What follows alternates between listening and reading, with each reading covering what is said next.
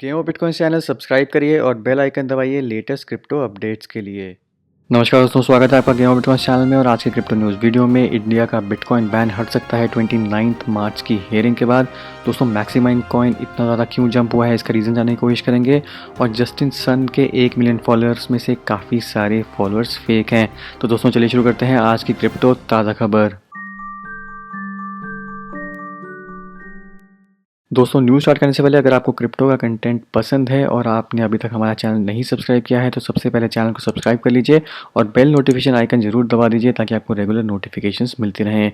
तो दोस्तों सबसे पहले न्यूज़, जस्टिन सन ने अभी रिसेंटली अनाउंस किया था कि उनके 1 मिलियन से ज़्यादा ट्विटर फॉलोअर्स हो गए हैं और वो बेसिकली एक रेस में थे विटालिक बुतेरिन के साथ। कई बार पहले जस्टिन ने विटालिक के साथ ट्विटर पर मजाक भी किया कि उन्होंने 5 साल पहले ज्वाइन किया था, जबकि जस्टिन ने 1 साल पहले ज्वाइन किया है। फिर भी वो तेज़ी से उनके सब्सक्राइबर बढ़ रहे हैं और अब फाइनली जस्टिन ने ये क्लेम कर दिया है कि वो पहले क्रिप्टो इन्फ्लुएंसर या क्रिप्टो सेलिब्रिटी बन गए हैं जिनके 1 मिलियन से ज़्यादा ट्विटर के फॉलोअर हो गए हैं। पर जब दोस्तों इस क्लेम को वैलिडेट किया गया, जब एक ट्विटर बॉट रिसर्चर ने इस क्लेम को वैलिडेट करने की कोशिश करी तो उन्होंने पाया कि काफ़ी सारे रिसेंटली जो जस्टिन के फॉलोअर्स ऐड हुए हैं उसमें हज़ारों की तादाद में ऐसे फॉलोअर्स हैं जो कि बॉट अकाउंट्स हैं और वो सिर्फ इसीलिए क्रिएट हुए हैं ताकि वो जस्टिन के जो भी $20 मिलियन का गिव अवे है और टेस्ला का गिव अवे है उसमें पार्टिसिपेट कर सकें।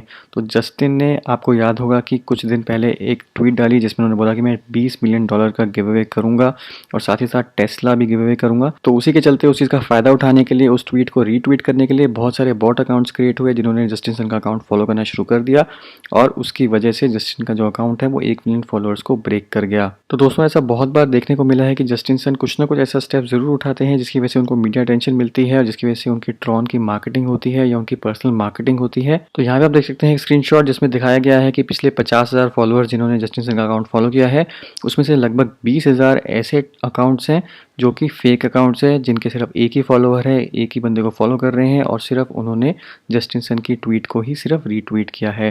तो ये सारे फेक अकाउंट्स हैं जिनकी वजह से ऐसा लग रहा है कि जस्टिन सन के 1 मिलियन से ज़्यादा ट्विटर फॉलोअर्स हैं। तो जस्टिन सन दोस्तों बार बार ये प्रूव होता जा रहा है कि वो एक मास्टर मार्केटियर हैं। ट्रॉन में कितनी जान है ये तो टाइम ही बताएगा, ट्रॉन की डैप्स कितनी सक्सेसफुल होती हैं ये तो बाद में ही पता लगेगा। बट फिलहाल जस्टिन सन ही है जो वन मैन आर्मी की तरह काम कर रहे हैं और ट्रॉन के लिए हाइप क्रिएट कर रहे हैं। तो दोस्तों आपकी क्या राय है इसके बारे में नीचे कमेंट्स में लिखकर जरूर बताइए। अब चलते हैं दोस्तों अपनी अगली न्यूज़ पे और यहाँ पे मैं आपको बताऊंगा कि मैक्सिमाइन कॉइन 754.5% बढ़ा मार्च में। इसका रीज़न क्या था? तो सबसे पहले तो दोस्तों आपको कई बार कॉइन मार्केट कैप पे देखने को मिलता होगा कि कुछ ना कुछ ऐसे कॉइन्स होते हैं जो अननोन से कॉइन्स होते हैं और वो out of the blue coin market cap में टॉप 100 में दिखने लग जाते हैं और मैसिव गेन्स के साथ दिखते हैं। अब यहाँ पे आप देख सकते हैं मैक्सिमाइन कॉइन जिसमें 31% का आपको गेन दिख रहा है। बाकी सारी मार्केट यहाँ पे रेड में है बट सिर्फ मैक्सिमाइन कॉइन ही है जो कि 31% का गेन दिखा रहा है यहाँ पे। डिस्पाइट इसके कि मैक्सिमाइन कॉइन की ऐसा भी नहीं है कि लिमिटेड सप्लाई है, बहुत ज़्यादा सप्लाई है। 1.6 बिलियन कॉइन्स के आसपास यहाँ पे सर्कुलेटिंग सप्लाई है, उसके बावजूद भी इस कॉइन की यहाँ पे इतनी ज़्यादा वैल्यू गेन है। तो जानने की कोशिश करते हैं कि मैक्सिमाइन कॉइन इतना ज़्यादा क्यों बढ़ा है। तो सबसे पहले तो दोस्तों मैक्सिमाइन कॉइन एक ऐसा कॉइन है, एक ऐसा टोकन है जो कि क्लाउड माइनिंग से रिलेटेड है। तो मैक्सिमाइन एक ऐसी वेबसाइट है जहाँ पे आप क्लाउड माइनिंग कर सकते हैं। पर यहाँ पे फंडा ये है कि जो MXM टोकन्स हैं वो बेसिकली आप स्टेक कर सकते हैं और उसके बदले में आपको हैश पावर जनरेट होकर मिलेगी और वो हैश पावर के बदले में आपको कॉइन्स, जो भी आप कॉइन्स माइन कर रहे होंगे वो आपको जनरेट होकर मिलेगा। तो यहाँ पे कॉइन इतना फंडामेंटली स्ट्रॉन्ग नहीं है, ना कि इसका कोई अलग से यूज़ केस है, ना ही इन्होंने कोई अनाउंसमेंट करी है। बट यहाँ पे 1 मार्च से लेकर अभी तक $134 मिलियन की इनकी मार्केट कैप दोस्तों ऐड हो चुकी है। डिस्पाइट इसके कि ये काफ़ी कम एक्सचेंजेस पे ट्रेड हो रहा है। आपको देख सकते हैं कॉइन बैन, हिट BTC और लाइव कॉइन ही है 3 वेबसाइट्स जहाँ पे ये कॉइन दोस्तों ट्रेड हो रहा है। और इस कॉइन की 99% वॉल्यूम जो डेली वॉल्यूम है वो सिर्फ कॉइन बैन पे ही ट्रेड हुई है। तो इसकी वजह से दोस्तों ऐसा लग रहा है कि इस कॉइन को आर्टिफिशियली पंप किया जा रहा है और खासकर इस रिपोर्ट के बाद कि कॉइन बैंक के ऊपर आरोप लग चुका है कि वो एक ऐसी एक्सचेंज है जो सबसे ज़्यादा वॉश ट्रेडिंग करती है। तो बिटवाइज एसेट मैनेजमेंट ने, जो एक सैन फ्रांसिस्को बेस्ड फर्म है, उन्होंने मेंशन किया था कॉइन बैंक को as one of the leading wash trading crypto exchanges in its latest report. अब कॉइन बैंक भी सिंगापुर रजिस्टर्ड है, मैक्सिमाइन कॉइन भी सिंगापुर रजिस्टर्ड है। तो यहाँ पे कुछ ना कुछ एक सांठ गांठ नज़र आ रही है और कुछ ना कुछ आर्टिफिशियल पंप यहाँ पे नज़र आ रहा है। तो फंडामेंटली जैसे मैंने आपको बताया कि कुछ भी चेंज नहीं हुआ है। MXM कॉइन्स जो हैं वो हैशिंग पावर के बदले में स्टेक किए जाते हैं और अगस्त 2018 में ये चीज़ लॉन्च हो गई थी।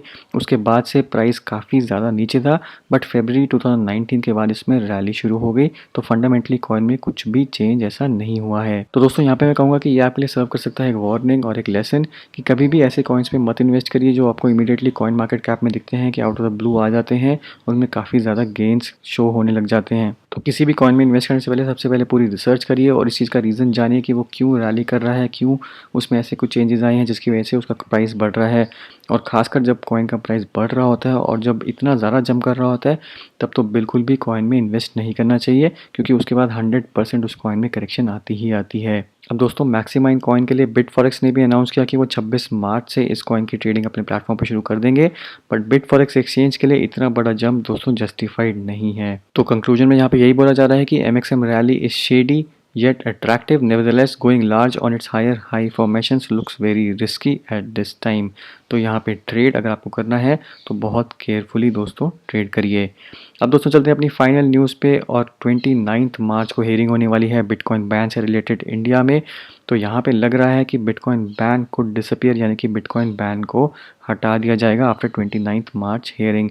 तो आपको याद होगा कि 4 हफ्ते का नोटिस दिया था सुप्रीम कोर्ट ने गवर्नमेंट को कि 4 हफ्ते के अंदर कुछ ना कुछ वो ऐसी चीज़ें लेके आए, रेगुलेशंस लेके आए या कुछ ना कुछ रिपोर्ट लेके आए ताकि क्रिप्टो करेंसी का जो काफ़ी टाइम से पेंडिंग केस चल रहा है उसको रिजॉल्व कर दिया जाए। तो वो 4 हफ्ते का टाइम ही खत्म होने वाला है और 29 मार्च को सुप्रीम कोर्ट ने एक हियरिंग रख दी है जहां पे गवर्नमेंट अपनी रिपोर्ट प्रेजेंट करेगी। तो फिलहाल जो सिचुएशन है इंडिया में, आप लोग जानते हैं कि RBI ने एडवाइस किया है बैंक्स को कि किसी भी क्रिप्टो करेंसी एक्सचेंज के साथ वो डील ना करें, बट उसके चलते पीयर टू पीयर सर्विसेज काफ़ी ज़्यादा इमर्ज होकर आ गई हैं और पीयर टू पीयर सर्विसेज को यहाँ पे कोई भी ब्लॉकेज नहीं है। पीयर टू पीयर सर्विसेज का कोई भी यहाँ पे रेगुलेटरी कंसर्न नहीं है।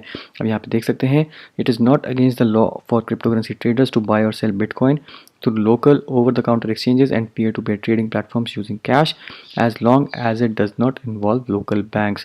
तो आप peer to peer आराम से यहाँ पे ट्रेड कर सकते हैं। तो इसी को चलते दोस्तों गवर्नमेंट को अब लग रहा है कि एक और प्रॉब्लम यहाँ पे खड़ी हो गई है, वो है मनी लॉन्ड्रिंग की, कि peer to peer ट्रांजैक्शंस अगर होंगी तो वो मनी लॉन्ड्रिंग को कंट्रोल नहीं कर पाएंगे। अब जब से क्रिप्टो एक्सचेंजेस की बैंकिंग बंद हुई है तब आप देख सकते हैं कि लोकल बिटकॉइंस का यहाँ पे चार्ट दिया गया है कि लोकल बिटकॉइंस की जो ट्रांजैक्शंस है वो कितनी ज़्यादा बढ़ चुकी हैं इंडिया में। तो सेंट्रल बैंक का तो यही कहना है कि क्रिप्टो करेंसी को पूरी तरीके से बैन कर देना चाहिए और कुछ गवर्नमेंट ऑफिशियल्स भी इससे एग्री करते हैं, बट सुभाष चंद्र गर्ग की रिपोर्ट के हिसाब से it is said to have come to a consensus on not completely dismissing cryptocurrencies as illegal methods of payment.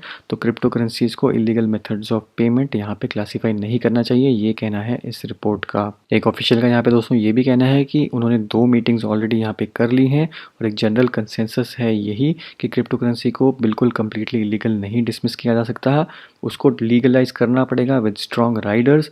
deliberations are on, we will have more clarity soon. तो बहुत जल्द इसके बारे में हमें यहाँ पे क्लैरिटी मिलने वाली है। अब मनी लॉन्ड्रिंग जैसे मैंने आपको बोला कि कंसर्न बन चुका है गवर्नमेंट का, तो गवर्नमेंट उसको प्रोहिबिट करने के लिए, उसको रेगुलेट करने के लिए कि क्रिप्टो करेंसी एक्सचेंजेस को स्ट्रिक्टली मॉनिटर किया जाए, बिटकॉइन को लीगलाइज किया जाए और साथ ही साथ उसमें ऐसी कंडीशंस डाल दी जाए ताकि गवर्नमेंट उसको ट्रैक कर पाए। अब दोस्तों सितंबर 2018 में सेबी ने अपनी एक टीम भेजी थी जापान में to better understand regulatory frameworks imposed by Japan. अब जापान आप लोग जानते हैं कि वो प्रो क्रिप्टो करेंसी है, यानी कि क्रिप्टो करेंसी को सपोर्ट करते हैं।